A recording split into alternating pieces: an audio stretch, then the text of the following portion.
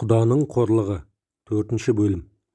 Айсара әпкесінің ризашылығын алған соң иығынан ауыр жүк түскендей өзін жеңіл сезінді. Іштей бұл сүйінші хабарын сүйіктісіне жеткізгенше асығып тұрды. Әпкесі шығып кеткеннен кейін дереу Әміреге қоңырау соқты. Қуанған соншама уақытқа қарамаған болатын. Сүйіктісінің беймезгіл қоңырауын көрген байғұс жігіттің зәресі қалмай дауысы дірілдеп әрең жауап берді. «Жаным, бәрі дұрыс па?» «Әміре, сен неге шошып тұрсың? Ойбу, кешірші мені. Менің қуанғаным соншама сағатқа мән бермеген екенмін. Сенен сүйінші сұрауға асықтым». «Әпкең тұрмысқа шығатын болды ма?»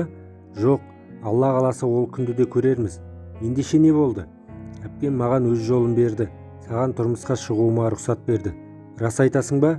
«Иә жаным. Ендеше үйдегілерге әпкең мен анаңды таныстырайық». «Солай жасайық». Бұл түнде олардан бақытты адам болмаған шығар сірә. Болашаққа жоспар құрып, тәтті арманның етегіне еріп ұйқыға кетті. Бар болғаны бірер сағат көз ілсе де, таңертең өмірге құштар болып, бақыттан бал-бұл жайнап, құлпырып, ерекше құлшыныспен жұмысына жиналған Айсараны көріп, Сабинаның да көңілі көтеріліп қалды.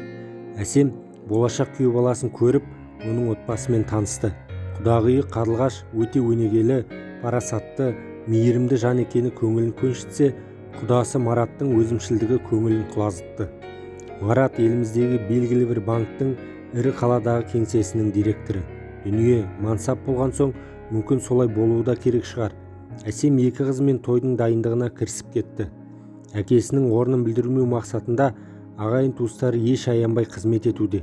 Әсем де осы күнге дейін қайын жұртының ешбір той жиынынан қалып қойған емес. Үнемі қолында барын алып жетіп баратын. Міне енді оның қарымтасын туыстары қайтарып жатыр. Ұзату күні белгіленіп, қымбат ресторанды таңдап қойды. Той күні жақындаған сайын Әсемнің көңіл күйі болмай жүр. Қыздарына көрсетпей кейде жылап алады.